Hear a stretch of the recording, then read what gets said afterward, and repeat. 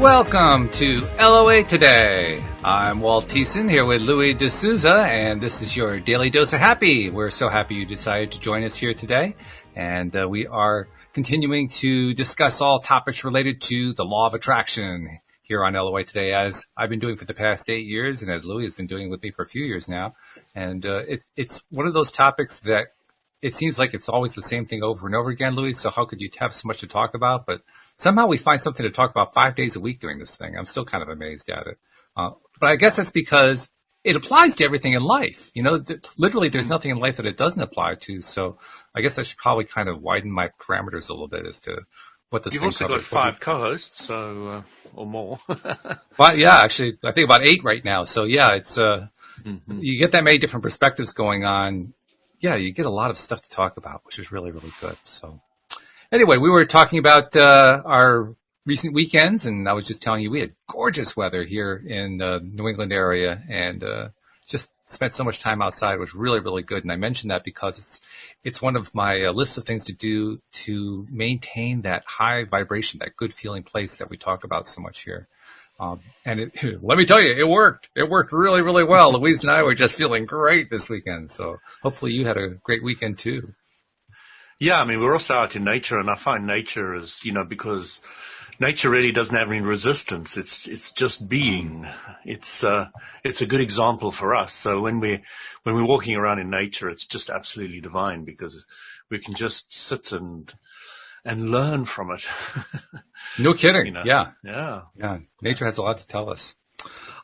So anyway, I was digging around online with a variety of things and found this article on CNET.com.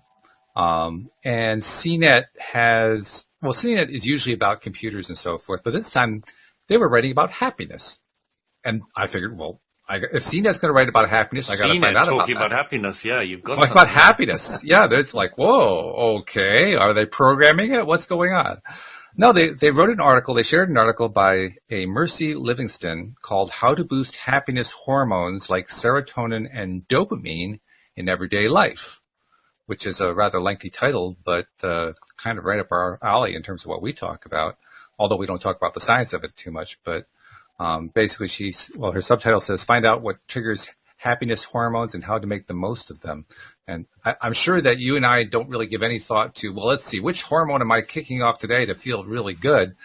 But, it's good to know. I mean, there are basically 4 of them. And if we're aware of that, maybe it's helpful to, to get into that better feeling place. So how's your dopamine doing? How's your serotonin? I mean, have you been doing anything for your oxytocin?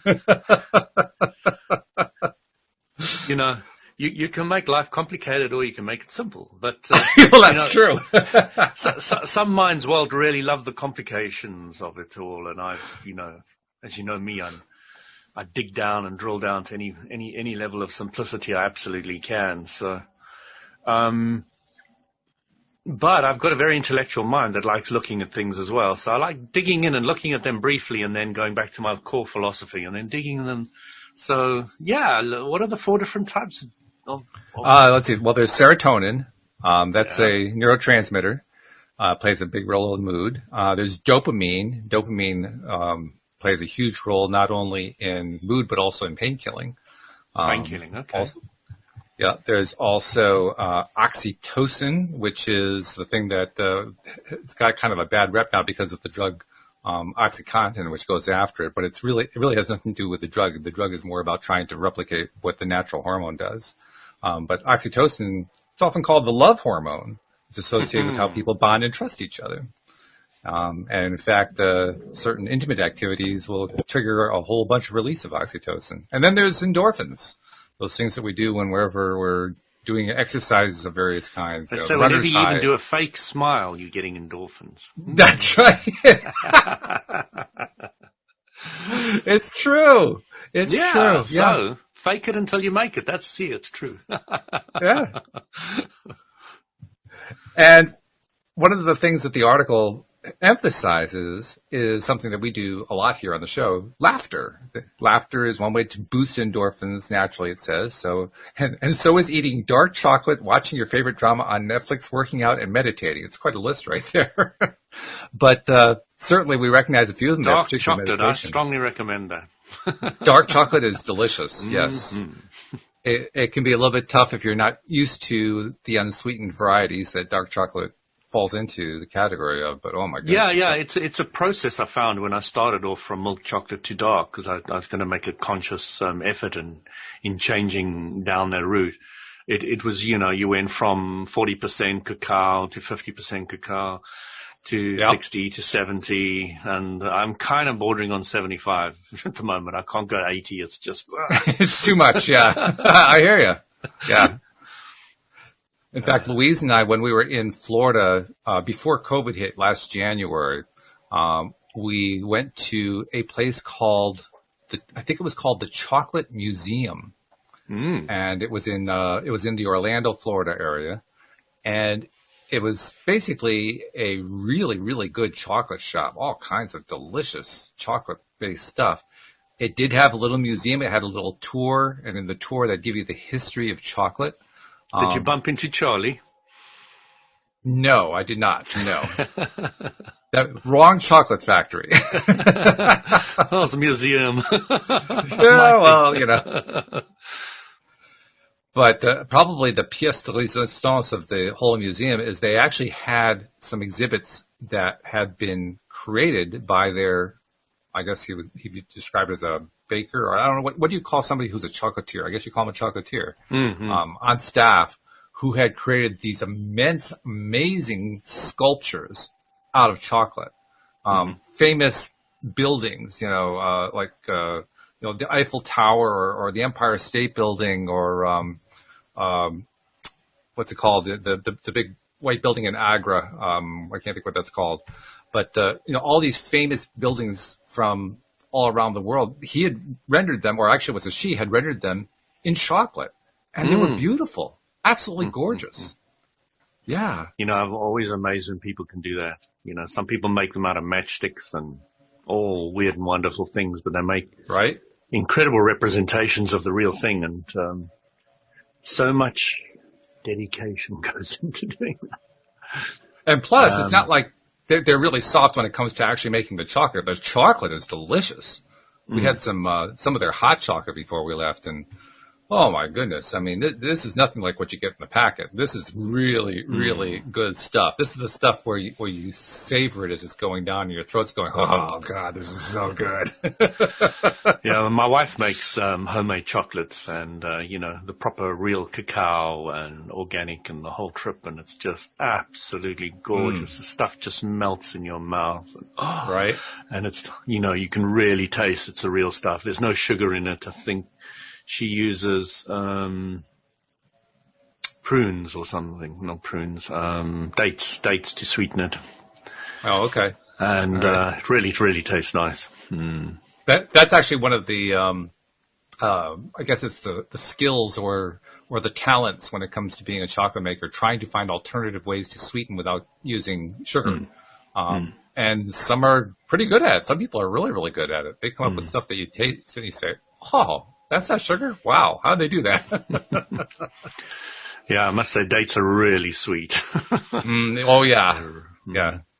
Probably don't need so, a lot the blend between the organic chocolate and the dates is really nice. You have to really ground it fine. We've got some special machinery to make it really, really, really fine. So it blends in beautifully.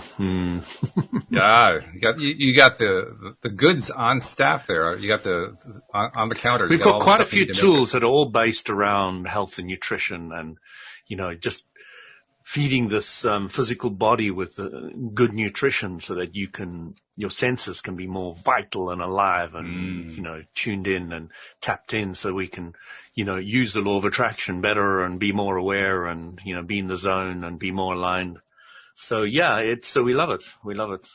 We've got a slow juicer, lots of little things that are really, really beneficial. Because the high speed juicer, because of the heat, destroys some of the minerals and vitamins, or the vitamins actually. So yeah, we've gone to a lot of effort over the years of getting really good quality. We've got some pots and pans that have got surgical steel in the inside. Oh my! So you've Wow. got no leaking of the minerals into the food, and it's very obvious if you ever test it. All you do is you heat some water inside your pan, and you take that teaspoon, cool it down a little bit, and drink it. And if it tastes yucky or a little bit bitter or something, then it's leaking the minerals. And the surgical stainless steel doesn't at all, but it's actually a Salad Master, which is an old network marketing company's kit, and we've had it for like 15 years now, and it's still like new. You can still buff it up, and it looks just like new. And every time you clean it, it's completely clear, and we love it. It's just another level that you take your food and your health and your enjoyment of all this kind of thing to another level and another level. The amount of effort I go to water is quite interesting. How so? I've got something called, first level is I've taken the main pipe and I've put a coil around it with a little electrical machine which reduces the lime scale mass quite significantly. And then after that I've got a purple plate under my water machine, and it's a special water filter that comes directly off the mains, so we don't buy bottled water, and there's none of that in the house. It's a triple filter and a UV filter and all the rest of it. And it comes out really nice, really nice. And then not only that, we've got love and gratitude because of, I don't know, you've heard of the idea of putting words onto water, etc., to charge it. Oh, yes. Yeah. The Emoto, that Japanese guy. Professor Emoto, yeah. So we've got love and gratitude on the machine. We've got it on the water bottles. We've got it on the inside of the fridge. We've got it everywhere, and it makes a significant difference. If you take those labels off and you drink it versus putting them on, it makes a significant difference. Wow. So you can actually taste the difference. I mean, absolutely. It's the taste of it is sweeter. It's not sweet, but it's, it doesn't have any bitterness or any of that. If I drank the water from the tap versus that, it's just cheese and chalk. Wow. So, yeah, that's pretty wild. And water also is a big deal, too. Well, it is a big deal, but that's why I'm jealous, because your filtering system. I mean, I just have like one of these filters. So you pour the water from the tap and run it through the filter. That's all I've got. Oh yeah. What you have sounds like Brita filters. Yeah, we had those. The Brita type things. Yeah, right. Yeah. But I mean, what you have is great. You've got the Rolls Royce version, is what you've got. We've got something that costs £11 a month for us, and we bought the machine right in the beginning, which cost 250 or so. And we've had it for many years now. And there's a rolling contract, so we pay monthly, and we get the filters coming in every so often. Whenever the machine tells it to send out a filter. So we get the filters and we get the maintenance included in it. So, anything goes wrong with this machine, it comes in, replaces entire parts. The machine has been replaced on different levels at different times over the last 10 years or so. And it still feels like new, looks like new, and is really, I'm really happy with it because it does hot water as well, and it does the size of your cups. So, and it's really cheap. £10 a month is nothing. It's absolutely nothing. What do you mean when you say it does the size of your cups? I'm not quite sure what you're saying. So in other words, you've got a setting where, you've got your normal standard mugs and your normal glass sizes, and you can set the hot water to fill up to that high and not anymore. So it absolutely fills to the perfect amount. So you can just add a bit of milk and there's enough space for everything, and it doesn't go over your container size. Cool. That sounds really good. I like that. So it's also got a whole jug. You can't see the jug here. You can see what's not the jug. Right. It does a whole liter. So, we've got liter jugs, and it's perfect for filling them up all the way to the top. But, to me, it's very important. Instead of me writing love and gratitude, I specifically got my daughter, who's, Isabel's very loving type of individual, and it's a big strength. So, instead of me writing it, I get her to write it and draw beautiful heart pictures, etc. It really makes a difference. So I'm curious, how much water do you get per label? I mean, she does have a label. What does that give you? Is that like, you know, a liter? Is that like 20 liters? What is that? Well, the label is on the water jug, so whenever you fill it up, it just charges it. Oh, okay. All right. Yeah. So it's almost endless then. Yeah, it is endless. I put it on the water filter, and even though I wash it and all the rest of it, you put sellotape over the label, and that kind of, even when you wash it or do anything, it kind of just stays. That's really wild. Yeah, I mean, I have to sellotape's admit. amazing stuff. It just completely seals it and just stays on. So you were talking a moment ago about how important water is, and I know that was part of your own personal journey in terms of your spiritual journey and so forth, as you discovered various pieces of life that are really important that we really can't do without. I know, if I remember correctly, water was the second one in the list that you discovered. That's right. My epiphanies that I had along the way Your about epiphanies. health and nutrition. Right, So right. it started off with food. You know, I realized along the way that we are what we eat, and that blew me away. You know, it's so important to put good nutrition into this physical body, because literally your body is a collection of food. That's true. Yeah. So what you're eating, your body is turning into your body. You didn't eat, it would waste away, you know. So that was an epiphany for me. And, I spent years studying nutrition, health, proteins, carbohydrates, quantities, minerals, vitamins, and I had still have a lot of that knowledge accumulated in the background. And it was just brilliant because you're now correcting a lot of things that you're doing wrong. You know when to eat, how much to eat, what to combine, what not to combine. And of course it's relative to your body. So it's something you kind of have to discover a lot for yourself, because everybody's different. And as I've grown older, I've changed it a lot. But, that information was invaluable to me, and it still is, the bits and pieces that I have. I've got over here a decoder for minerals and vitamins. Oh, yeah. And Okay. occasionally I use that as well, because I know I'm really lacking that at the moment, and I just want to go get it. How do you and then know? So when I get cramps, I know I need something with a little more salt in it, or something that's a little spicier, or a little more look at the word now. So when my eyes are dry, I know I need more water. When my hips are sore, I know I need more water as well. When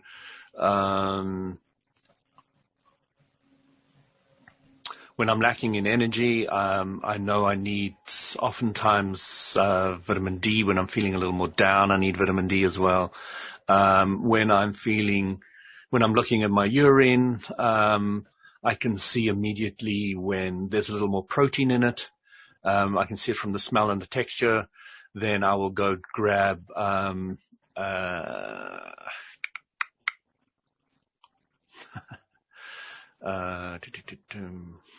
You know where it is. You just can't remember what it's called. it's a berry, cranberry. I'll go grab a cranberry tablet, because I don't like cranberry juice. It tastes vile to me. So I found another way of taking cranberry in the form of a tablet. So I'll go grab a cranberry tablet, which is fantastic. It's so useful.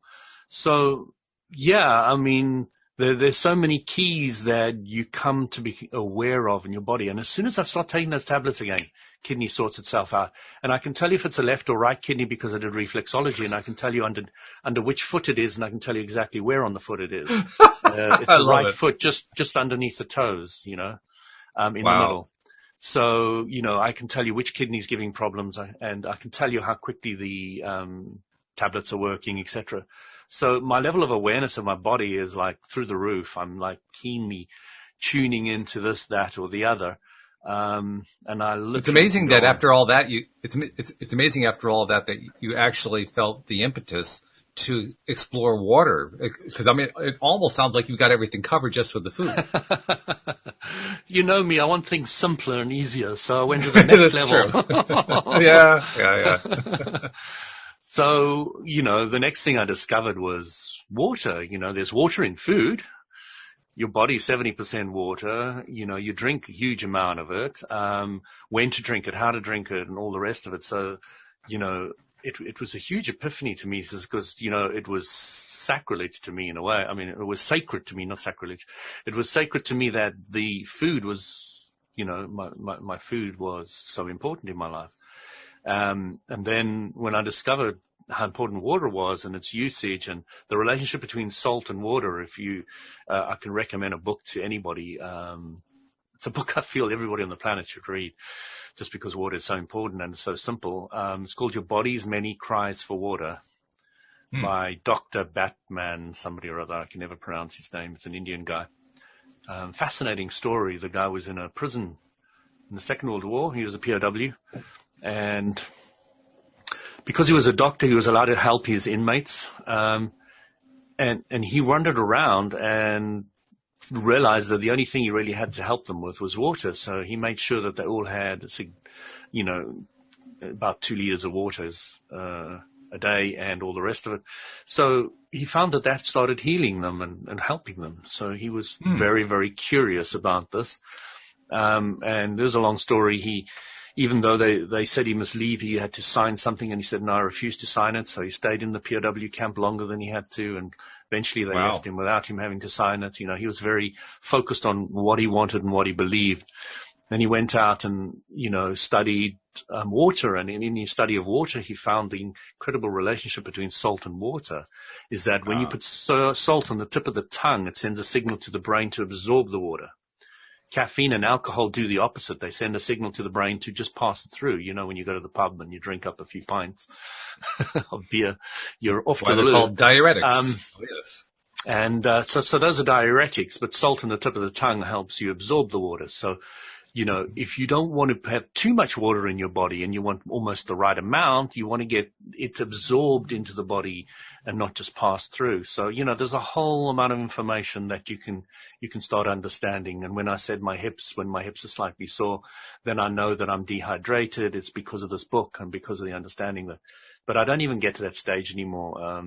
They say he says in the book that when you are thirsty, that's the last stage that it's the last sign your body gives you that you're thirsty. Oh, okay. Like you've waited too long sign. Almost. Yes. You're just before things start to really fall apart. Yeah. You watch Louis, he's always got some water with him. Oh, yeah. Well, I mean, I think it may have been partly subconscious, but each time that you mentioned water, I reached over for my water cup and took a sip. So I'm sure some of the listeners are doing the same. Probably. Yes. It is the law of attraction. That's right. Yes.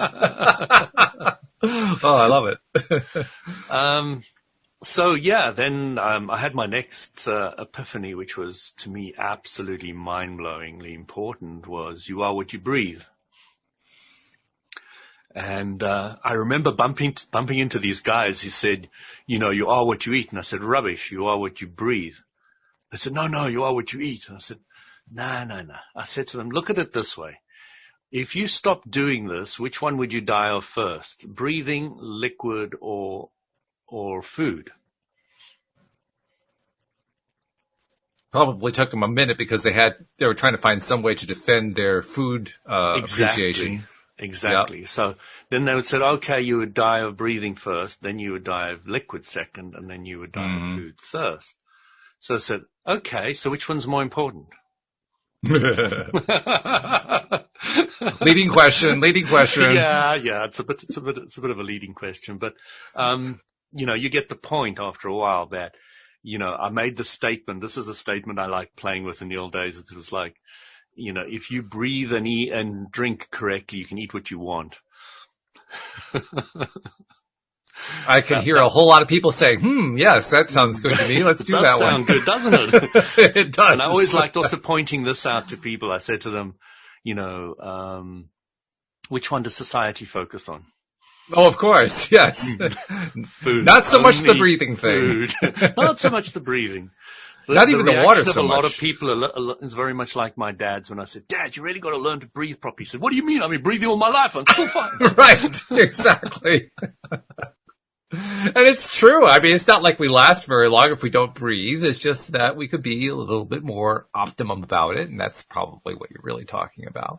But yeah, if we weren't breathing, you pointed out yourself, you're not breathing, you're dead. I mean, it's pretty straightforward. It doesn't take many minutes either. Not really, no. No. What is it? Breathing is, say, five minutes. Maximum. Well, not max, but, some people can go more, but, they are the rare individuals. Well, they're the crazy ones anyway. Liquid is what? A week? Probably a week, yeah. Yeah. Maybe not even that. I'm not sure. And food, if you had breathing and liquid, you'd probably last, 2-3 weeks? Something like that. Yeah. Something like that. Maybe longer. I've never tested the limits, actually. No, I have no intention of doing so. But, I'm sure there's studies out there if anybody really wants to go into that. So, yeah. And I always think about those studies, the people who do those studies. It reminds me of a story of a guy who was a sleep researcher. And the sleep researcher was pushing the benefits of sleep and why it was so important to get regular sleep. And the guy who was interviewing him said, well, you look like you could use a little sleep yourself. Why don't you follow your own advice? He says, I'm a sleep researcher. I have to stay up at night to watch the people who are doing the sleeping. That makes me laugh. You've got this fat doctor there and you're going in right. and he says you're obese and you've got to lose weight. And he's like, right. Sorry, I just can't take advice from you. Yes. Oh, my goodness. You got to be a product of the product, and that's quite important. I learned that in network marketing. If you've got a product, you use it and you show it off, and you become the best you can with it. And unless you're our friend, if you're our friend Daniel Mangana, he joins the network marketing company, forgets about it, gets paid anyway because he's an amazing money manifester. But that's an exception. We won't go there. Yeah. I mean. The passive income aspect of network marketing is great once you've built a little bit. But that's the point. He doesn't build any of it. He just uses the power of attraction to bring the money in. Yeah. I mean, which is just crazy, but yeah. It can work. I don't recommend it. It depends it, on but the design of of the network marketing. If he went into the one I was in, he would get nothing. Because unless you do something yourself, you don't get paid. Because that's the design of that structure. Well, he actually manifests the sales. He just doesn't make them. Oh, okay. He manifests the sales, but then he still has to pack them up. No. That's not the company sometimes do that. Yeah. But let's go on to my fourth epiphany, which was even greater, and that only happened.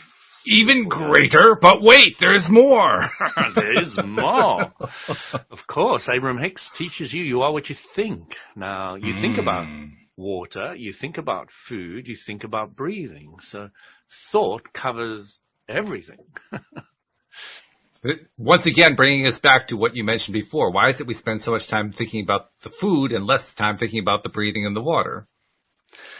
I suppose because society hasn't focused on it, isn't it? Society has pretty much. It's important. You're going to die if you don't do it, and you're going to die if you don't breathe. Yeah, I can just see the headlines. Big sales. Not much money to be made in it. Oh, there goes another member of my market. Oh dear. So, yeah, once you start understanding you are what you think, you start understanding the whole Abraham Hicks, you start understanding the, focus on what you want, not what you don't want, and everything changes it gears up to another level completely. So the thing about my life is now I'm implementing nutrition and food, I'm implementing water, I'm implementing breathing, and I'm implementing thought. So you're now working with all these facets, some more physical. And if you watch that, they're going from very physical, very dense food to less dense liquid, to less dense air, to less dense thought.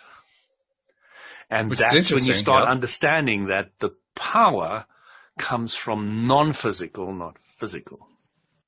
Of course, the real big irony of the whole thing is that from the non-physical.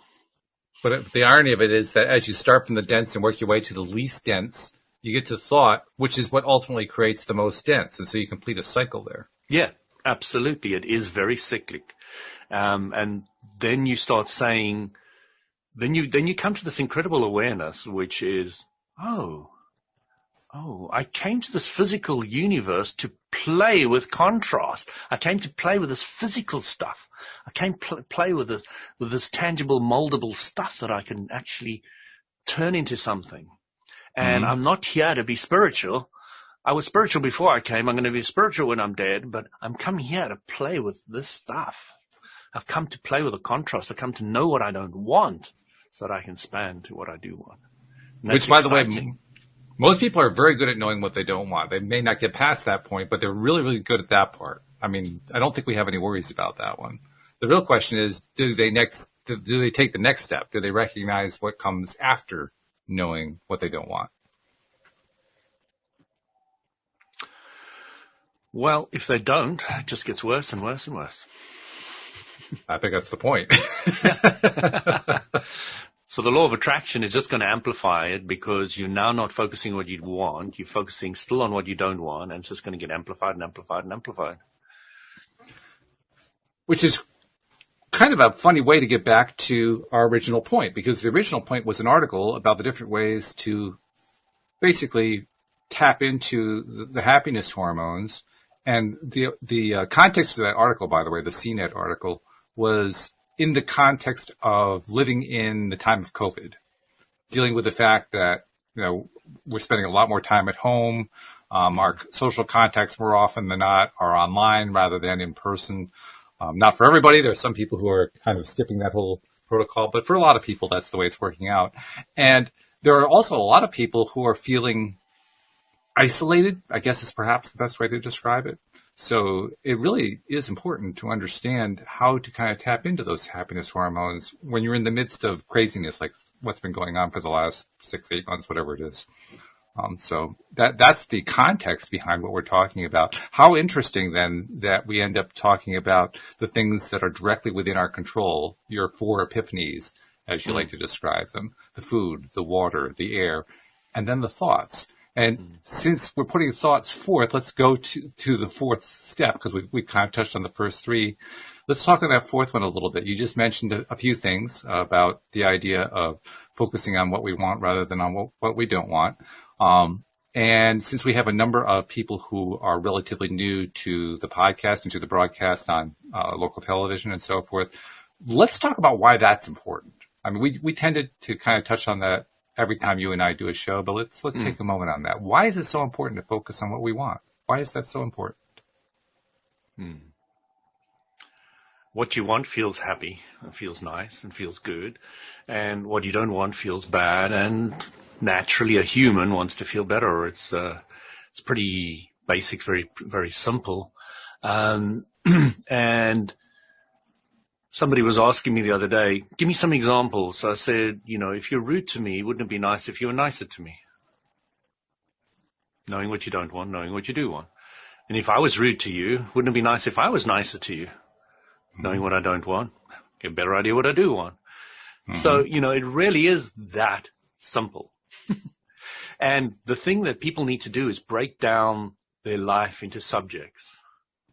Some subjects will be very much unwanted, and then you know what you don't want. I really don't like it when my boss yells at me every day.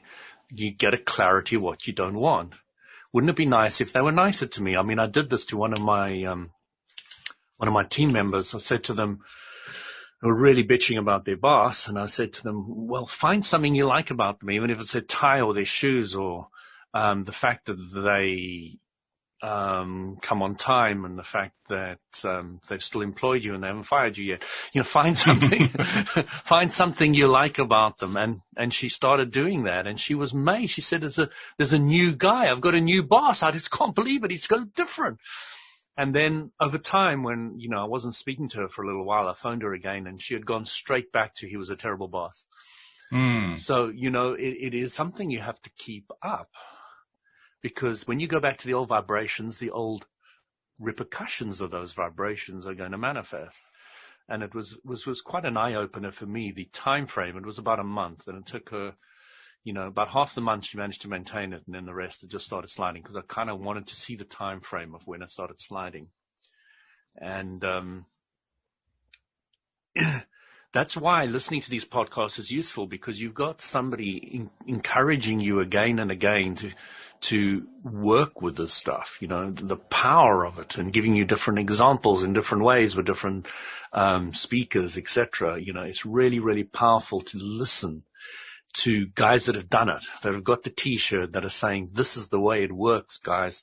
Go for it. Just put in a little bit of play and play with it and have some fun with it and just enjoy it, cheese it and enjoy it and have fun with it. I'm not going to say work hard at it, because I don't want you to do that. You know me too well. Specifically used my words clearly there. Yeah, well, that makes sense. I was in the sauna the other day, the last day before lockdown on Thursday. And I was saying to the lady, she said, yeah, this is great stuff and you really have to work at it. And I said, no. Listen to this statement. I really have to play at it. Does that feel better? Does that feel better to you? She's, you're right. It does. It feels a lot better. My wife was having a conversation with one of our neighbors outside. The weather was continuing to be gorgeous today, so Louise was outside just kind of sunning and enjoying herself, doing some reading.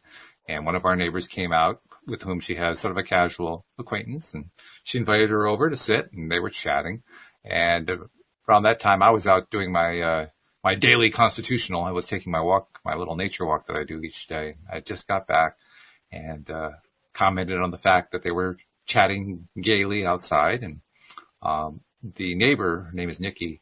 I guess Louise mentioned that she had climbed a nearby mountain, Mount Monadnock, and that was what she had done over the weekend. And, oh, that's great, fabulous. She got outside and so forth, and she made the comment, yeah, I mean, we got to make sure we're doing stuff that's fun now because the snow's going to be coming soon, and then you can't do anything. And Louise says, well, we see each other when we clean the cars off, and she says, oh yeah, but that's not when you're having fun. And I thought to myself, I think I'm going to try something there. So I said, well, it depends on how you look at it, isn't it? And she stopped. And she thought for about a split second, said, well, yeah, I guess that's true, and kind of deflated herself. So she didn't really quite take it the way I was hoping that she would, but you could tell it had kind of played on her mind a little bit, like, yeah, okay, I'm being a little bit more negative than I really need to be here. Walt, if I pause you there and I say, think Richard Bach illusions, what's the saying? We can both say it together. Argue for your limitations, and they are. And they're yours. And it's true. It's a very accurate statement, that. Argue for your limitations, and they'll be yours. That's what she was doing. Winter's a terrible pain. Can't do anything in winter. No, it's not true. My daughter's actually, because we go to Austria, well, we used to before COVID, to Austria, to the skiing village where my wife was born, and to her family.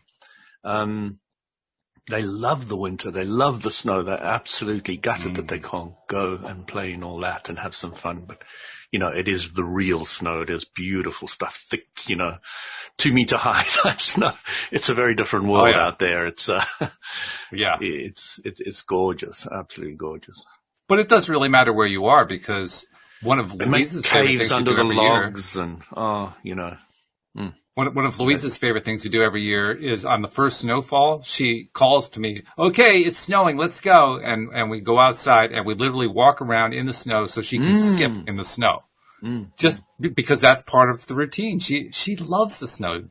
By the end of the winter, most people are saying, oh God, another snowfall. And she's saying, oh wow, it's snowing again. It's just a completely different attitude from what most people have about snow. Just not the same priority. But it just goes to show that if you bring the attitude, you'll feel differently about it. It's the same about the lockdown, Walt. I'm really enjoying being at home, being with the kids, and all the things that I can do in the way that I'm doing them. And I enjoy it when we can go out. And, the enjoyment in our going out is even greater because of the contrast, so. True. A lot of people don't think about that. I mean, I know there are some people who are going out, and that's good. I'm glad that they're doing it, and I do it too. I wonder how many of them are taking the time to say, oh, I'm so glad to be out. Versus, well, I finally got out. two entirely different ways of saying the same thing, but they make a huge difference. If you say it the first way, you get a completely different experience from when you say it the second way. And I want to kind of bring in something you mentioned earlier. I think you were telling the story about the supervisor, the boss, and how your friend changed the way she thought about that boss and started getting a different experience out of it. But the first time that you hear that, at least my reaction the first time I heard that was, that's crazy. That's backwards. That's not the way life works.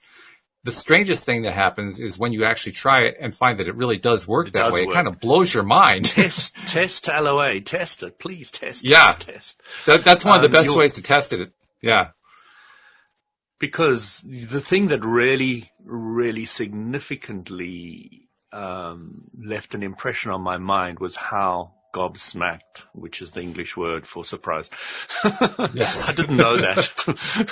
Gobsmacked she was about the change in her boss. She really was surprised. Really, really surprised. There's a certain point that I want to make here just to kind of clarify. Some people will want to take this a little bit to the extreme and figure, well, they can use this to control other people, and that's not really the point we're making. The point we're making is you can try. Good luck. You can try, yeah.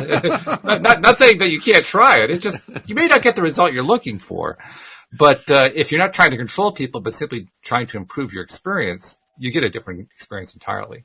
It's not nearly the same thing. So I don't recommend trying to control people. I do recommend changing your experience. Very much a wonderful thing. You see, one thing people don't understand about controlling somebody else is that individual has their own desires. Yes. And your desires for them are never going to be as strong as their desires for themselves because they live with themselves all the time and you only fleetingly think about them. So your level of control of somebody else is always going to be minimal, and it's usually going to revolve around some level of force or bullying.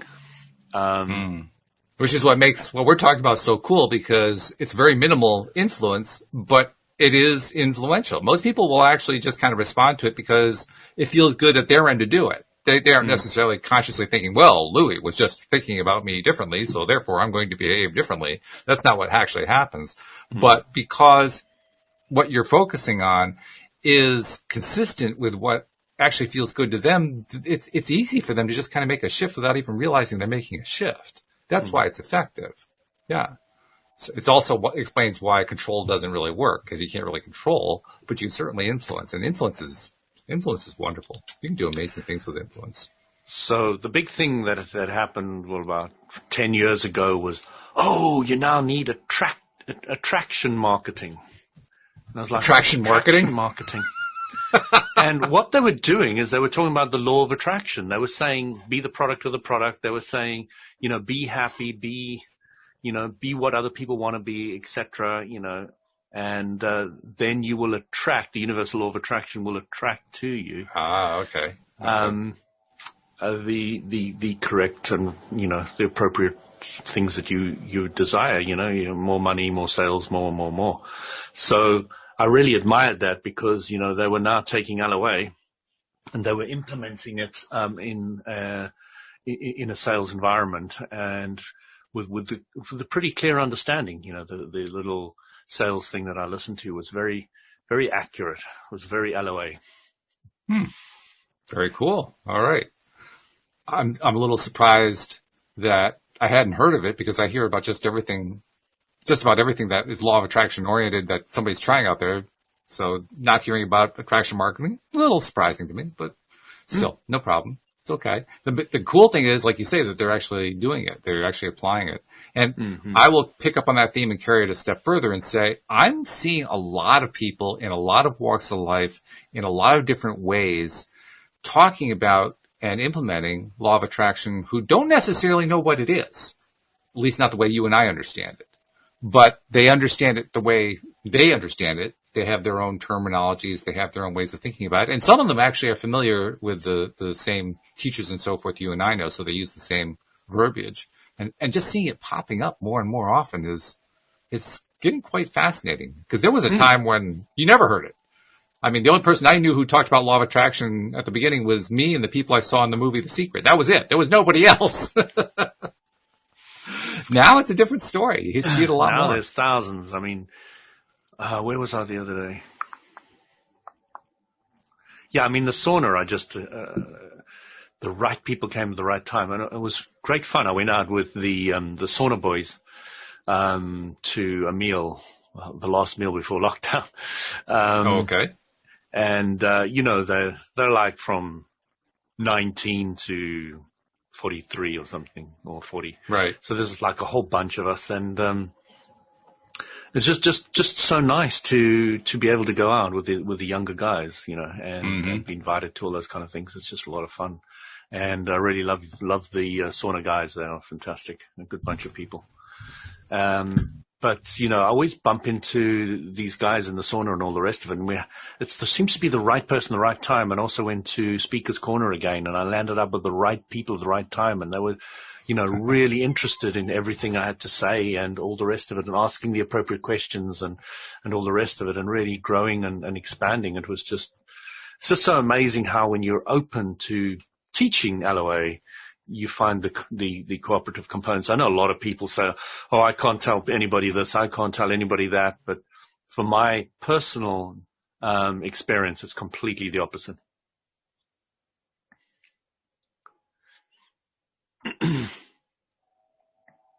Sorry, I had a cat emergency there. I had to go deal with the cat. the cat attack. But, yeah, I mean, what you're saying brings... Well, there's some point to that we experience it individually. I just experience it in terms of going back to the influence thing. You can influence how other people respond to you and how they just react when you're around. And I've been playing with that. Like when we go to the store, you do your grocery shopping, or when you see somebody out, like I see somebody out on the Greenway, the walking trail that goes through our town here, and you can just tell. You know how you can read somebody's body language, and as they're coming up, you can tell. Oh, this person is feeling great. This person's feeling miserable. This person's feeling scared. This person, there's like lots of different cues you can get, and inevitably, well, first of all, one of my fail-safe things that I always do is I always give them a smile and a wave. And 99% of the time I get a nice reaction back, no matter what they're feeling, which is good. But it's also fun to do what you were talking about before, about how you can put out an intention about somebody. So like you can put out an intention about your boss by thinking about your boss differently. I will work on practicing that with people that I regularly see on the Greenway, on the walking trail. And so when I see one of the people coming up that I recognize, I'll put in my mind something really simple like, this person is about to feel really, really good. And before I even finish the thought, they look at me and give me a big smile and a hello. I haven't even had a chance to react yet. The thought is still going out there, and boom, it's turning into a reaction. That's where I recognize this stuff. Not only does it really work, not only does it work really fast, I am getting lots and lots of experiences now that show me just how often it works. And I think there's something about that frequency of experiences that makes a difference. And when you get it more and more and more often, you begin to get a sense of just how powerful. The resonant frequency kicks in at some stage. Yeah, that's really what it is. Yeah, and that's cool. I think that's what you're describing with the Speaker's Corner, with your sauna friends, and so on and so forth. You just get this. Well, my default vibration, Walt, is so strong that I am clear about what I know, what I understand, and I'm very happy about sharing it with anybody who's interested. It's so strong that it's almost impossible for me not to bump into these right people at the right place at the right time. It's, and that is LOA. That is how you use LOA. When you get that you can apply the same philosophy to different subjects in your life. And you also get that you're applying it even when you're not deliberately, consciously intending to. You just kind of fall into the habit of it. I imagine that's what happens with you. I know it's what happens with me. Yeah, I mean, good habits. Good habits are the best habits. So, once you've focused on a positive vibe that you're sending out on whatever subject in whatever way, the universal law of attraction goes and bumps into amplifying it. So I was in the sauna the other day, and this guy said to me, I don't really believe you and all the rest of it. I said, let me explain to you how the law of attraction works. I said to him, listen to what I'm saying to you. I said, I love you. So which one do you think is true? The words or the vibration that I put it across with? And then I said, I hate you. And he moved away from you in the sauna. Yes, in the sauna. So, you start getting what the law of attraction is picking up on there. It's not picking up on the words. It's picking up on the meaning behind the words. And you really need to get what the law of attraction is amplifying. It's not just amplifying the words, which is why a lot of people kind of fail a lot with, when they say these sentences again and again. What is that called? Affirmations. Affirmations. A lot of people struggle with affirmations is because you really need to get to the meaning behind the words for the affirmations to work. And that is true. I mean, that you made reference, an allusion earlier to the idea of fake it till you make it, which is a very valid approach. But what does happen with some people is they get kind of stuck in the fake it part. And they're constantly faking it. They don't actually get over to the make it part. And because of that, they put out that kind of mixed vibration, like what you're talking about. The words sound really good. The feeling underneath, not so much. And it stays that way because they stay that way. And the conclusion is, law of attraction is crap, doesn't work. Yeah, right. Yep. When they just proved that it does. Well, that is the irony of it. It is amusing, but it's also, and it's ironic. I think probably the reason it happens is we don't really notice that where we give most of our attention. If we consciously give our attention to something for 5 minutes, we figure that's where we've given all of our attention. Not realizing that the rest of our day we're giving our attention to a whole bunch of stuff, but because we weren't doing it with conscious deliberateness, we weren't really giving our attention. Well, yeah, actually we were giving it our attention. It's just that we weren't counting it. And this gets into the range that I like to talk about, where I like to mention we don't notice most of what we're putting out there. We don't notice, well, I won't say you, because you actually don't fit in that category, but most people don't notice. Uh-oh, I reached his ego. Naughty bad. But most people don't notice. They don't pay any attention to what it is they're putting out, and they often don't notice what comes back. That's one of the reasons why people conclude that this stuff doesn't work, because they aren't paying attention to what came back, especially if it's the stuff that they put out that they didn't really like in the first place. That's the default stuff that we're doing all the time. So, you see somebody who's complaining that, okay, I did 300 affirmations of I have a new job and I didn't get a new job. This stuff doesn't work. And then I spent the rest of my day talking about all the job interviews that I didn't get and how my resume isn't being read by anybody. And I did have one interview and the interviewer was crap and he treated me so badly. And all he did was ask me about stuff that was unrelated to the job. I mean, how does he get that job? Well, what kind of a vibration is that? That's where all the attention is. I had that question once in one of my interviews. Well, the guy said to me, how do you peel an apple? I said, what's the relevancy of that? And completely failed it miserably. He was like trying to see how flexible I was. And I was like, what's the relevancy of that? They probably come up with something smart ass, like one peeling at a time or something. Yeah, that's when you really feel like coming up with something smart. I didn't even know I should come up with something smart ass. That's right. Totally it would have been an improvement. Failed. But I never made the mistake again. They could ask me anything after that. So, when you know what you don't want, you have a better idea what you do want. I know how to deal with that next question if it ever comes up. And that's really the key right there. It's not just knowing what you do want. It's knowing that there's a flow from what you don't want to what you do want. Yeah, that's the conscious connection that you've made. Yeah. And that conscious connection makes all the difference in the world. You got to have it though. You got to build it. And until you build it, it's not going to be there. So build it. If you build it, they will come. Yeah, that's right. It all comes very quickly. Speaking of stuff coming. Speaking of stuff coming, I got to make sure that people who are not aware of this, most of our listeners are aware of it, but some people may not be aware that there's something that can come right to your smartphone. That is the LOA Today app, and that app includes not only all of our episodes, but it also has a lot of great goodies on it, including some ebooks and courses and so forth on how to do the kinds of things that we're talking about here on the show. So if you have an Android phone or an iPhone, either one, just go to the Play Store or the App Store, depending on your phone. Do a search for LOA Today. It'll pop right up. LOA Today Podcast Player, I believe, is the way it pops up. Then just, install it, open it, and use it. And by the way, one of the great features of that app is that you can contact us. You can send a question to my attention or Louie's attention or any of the other co-hosts who do the show with me 5 days a week. And guess what? We'll actually answer whatever question you raise here on the show. How cool is that? And Louis was even asking before the show, did we get any questions? Well, we didn't get a question this week, but he's looking forward to your questions. So don't disappoint him. Just send it in. Yeah. Ask me just had to make sure I get any subject on the planet. It doesn't matter. And he'll always give you the same answer. Exactly. In a roundabout way. It'll always be appropriate to the question, though, so don't worry about that too much. But yeah, take advantage of it. It's a great thing.